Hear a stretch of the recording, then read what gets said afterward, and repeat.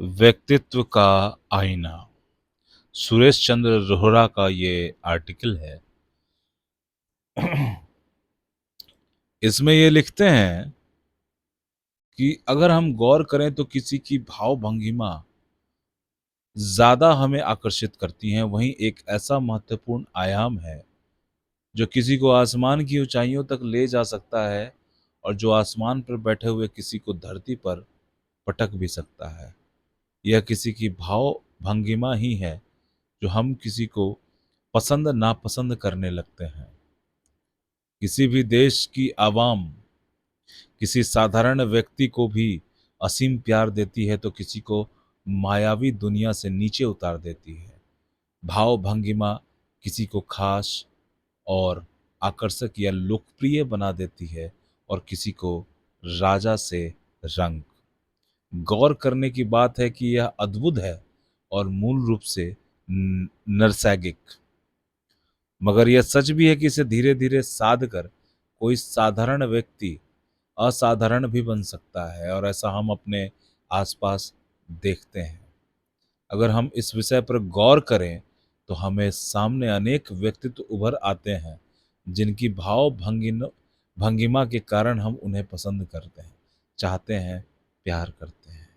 हम इसी भाव भंगिमा के कारण कितने ही लोगों को नापसंद भी करते हैं। अगर कोई हमें पसंद है तो इसका एक कारण व्यक्तित्व में समाई हुई अदृश्य व्यक्तिगत भंगिमा भी है। कोई किसी को कुछ नहीं देता, कोई किसी से कुछ नहीं लेता।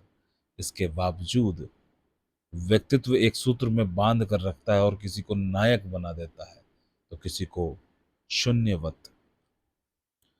अगर हम बात करें असाधारण व्यक्तित्व की तो बहुतेरे आम लोग जो पहले किसी ग्रंथि के चलते नापसंद किए जाते थे धीरे धीरे केंद्र में आ जाते हैं। दरअसल नायक के रूप में हमारे सितारों की कुछ बातें सकारात्मक हैं, जैसे आम आदमी से सीधा संवाद करने का तौर तरीका बहुत लोक लुभावन है। पूर्ववर्ती ऐतिहासिक अनेक नायक में यह एक बड़ी खामी थी कि मगर हम लकीर के फकीर बने हुए थे।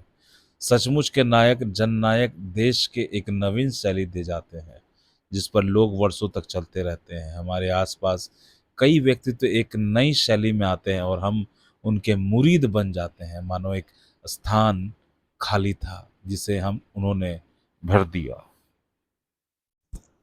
लोगों में अवसाद, गुस्सा, झुंझलाहट जिसे नायक एक झटके में तोड़ देते हैं और अलग अलग संदेश देकर नया रास्ता दिखा देते हैं।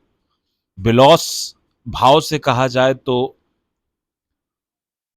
कुछ लोगों को नायक जन नायक के रूप में किसी की भाव भंगिमा पर ऐतराज हो सकता है।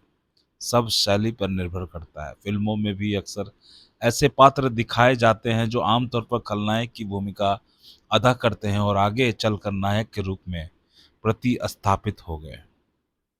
दरअसल पारंपरिक छवि के मुताबिक नायक का चेहरा साफ होना चाहिए, उसके चेहरे पर दाढ़ी नहीं होनी चाहिए। मगर अब यह मिथक टूट चुका है। ऐसा हाल ही में हमारे अनेक सितारों का है। आमतौर पर सिनेमाई खलनायक एक अजीबोगरीब वेशभूषा में आया करते हैं और जनता उन्हें नायक से पिटता देखकर तालियां बजाती है। इस सब के पीछे ध्यान से देखें तो स्पष्ट हो जाता है कि यह भाव भंगिमा का ही कमाल है जो काम कर जाता है। कोई हमें बहुत ज्यादा पसंद आता है तो कोई बिल्कुल भी पसंद नहीं आता। एक प्रश्न यह भी है कि अगर कोई नायक दाढ़ी रखता है तो वह नायक से खलनायक बन जाता है या फिर उसकी भंगिमा और भी ज्यादा प्रभावशाली हो जाती है। दाढ़ी अब भंगिमा का एक गुरुतर हिस्सा हो गई है। वहीं जननायकों से इतर आज का युवा दाढ़ी रखकर अपने व्यक्तित्व को एक शान दे रहा है। जब कभी नायकों के इर्द गिर्द भीड़ देखी जाती है तो यह लोगों का सितारों के प्रति आकर्षण महसूस होता है।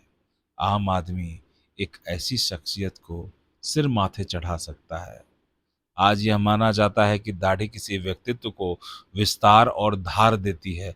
शायद यह बीते समय की बात है जब भारतीय सिनेमा में सितारा माने जाने वाले नायक छवि वाले कलाकार आम तौर पर साफ चेहरा ही रखते थे और जनता उन्हें सिर आंखों पर बिठाती थी। समय के साथ सब कुछ बदलता है, व्यक्तित्व और भाव भंगिमा का गूढ़ अर्थ भी है। शायद बहुतेरी हस्तियां फिल्में नहीं देखती, अगर देखी होती तो वे कभी भी अपना जीवन दर्शन और शैली आज जैसी नहीं रखते।